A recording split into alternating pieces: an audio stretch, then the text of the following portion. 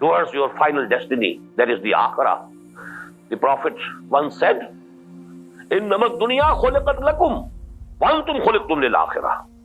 This world has been created for you, but you have been created for akhirah. You have not been created for this world. This world has been created for you. Innama ad-dunya khuliqat lakum wa antum khuliqtum lil akhirah. This world has been created for you, and you have been created for akhirah, for the hereafter. That's your place. You have to go there. So actually, to pass this life, to complete this journey in such a way that at no step you are transgressing the divine law. At no point you are violating the divine law. At no point you are inviting the wrath of Allah subhanahu wa ta'ala. This attitude is taqwa. Ya ayyuhalladhina amanu kutiba alaykumus siyam kama kutiba alal ladhina min qablikum la'allakum tattaqun. Now what's the relationship between this taqwa and this song? Actually, what this song gives you, and still we are discussing about song, not of Ramadan. This is the preliminary part of our discussion. So, sawm as such, only fasting. This is an exercise of developing your willpower so that you can control your animal instincts. There is hunger. Something within you is demanding something to eat. Now you don't find anything which is permissible, halal. You find something which is haram. You have to resist this hunger, this call which is coming from your own body, your own depths of your own personality. Resist it. No. This is haram. I can't take it. I have to bear this hunger. You are thirsty. You don't find anything to drink to quench your thirst. But maybe that something haram is available. And you bear this thirst and refrain from that haram. This is taqwa. But for that, you must develop your willpower, your ego. If I take it, to the terminology of Freudian psychology, man has within him two things. One he calls id or libido, the animal instincts, the hunger, the thirst. Then there is an urge to take rest. You get tired, you must take rest. Then there is the sexual urge. This is, for the preservation of the species, so that the progeny continues. Your species continues. So for the preservation of the self, you have to eat, you have to drink. Then to rejuvenate your energies, you have to take rest. Then for the preservation of your species, there is the sexual desire, you marry. All these things, they are actually the instincts of the animal in man. This is the id or the libido. It has its own demands. And these demands are blind. They don't see, they don't care whether this thing is halal or haram. But if there is hunger, there are hunger pains. They will be relieved by anything that you put in. Irrespective of whether it is haram or halal, your hunger pains will be relieved. There is the sexual urge which has arisen in you. It wants only sexual or sensual gratification and nothing else. It can be satisfied anyway, whether halal or haram. It needs only satisfaction, sensual gratification and nothing else. So these are blind. They don't care what is halal, what is haram.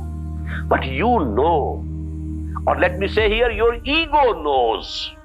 This is halal, this is correct. Even if you don't use the term, of which is particularly to the Sharia, particular to Sharia, halal or haram. Use right or wrong. This is lawful for you, it belongs to you, you can eat it. It is not legal for you to eat it, it doesn't belong to you. Let it be that way. But if somebody doesn't believe in Sharia, even then, all that I'm saying is applicable. It is rational. It has the connection, logical.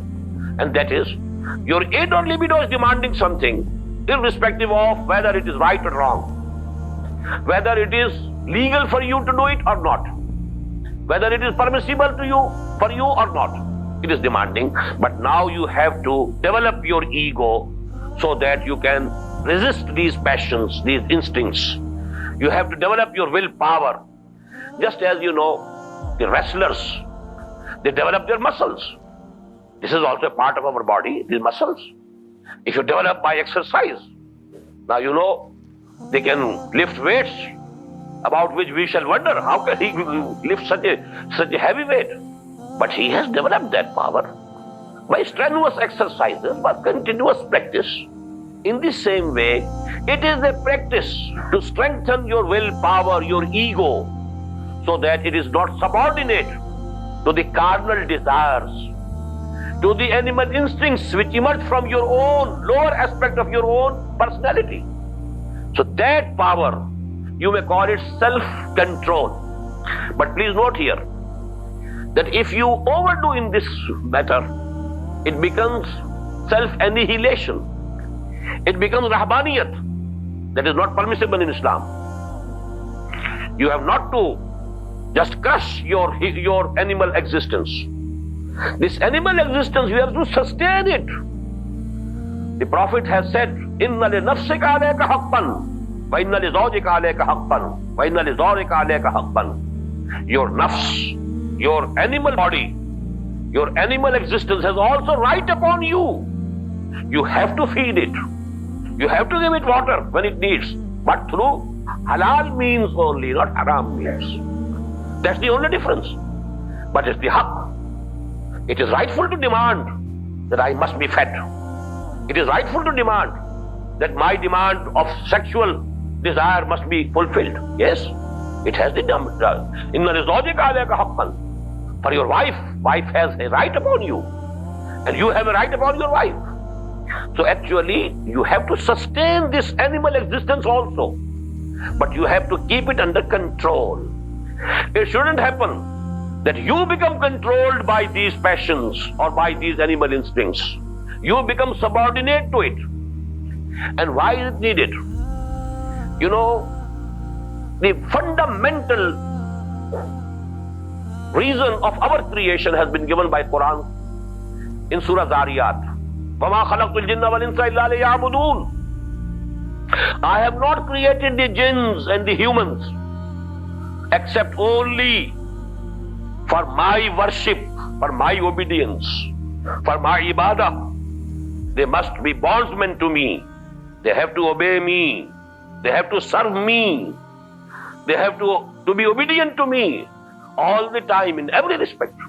وَمَا خَلَقْتُ الْجِنَّ وَالْإِنسَ إِلَّا لِيَعْبُدُونَ. Now, how can you make yourself a bondsman to Allah subhanahu wa ta'ala when your own animal existence is not under your control? You want to do something which will please Allah subhanahu wa ta'ala. Your animal existence, your animal being, your animal instincts refuse to obey you. You want to do something which will give you the pleasure of Allah subhanahu wa ta'ala, which will be the rewardful for you on the day of judgment. But your body refuses to do it. Your animal body, your animal existence doesn't obey you. You will not be able to commit or to perform that act that will be for you rewardful for you on the day of judgment, or which will give you pleasure of Allah subhanahu wa ta'ala in the hereafter. So first of all, you have to control your own self. And then you make your whole personality obedient to Allah subhanahu wa ta'ala. Let me give you one thing. Just imagine, when I am praying, I go to ruku, I am bowing my head before Allah subhanahu wa ta'ala, so to say. Maybe my id or libido, my real inner personality is still standing, not ready to bow down.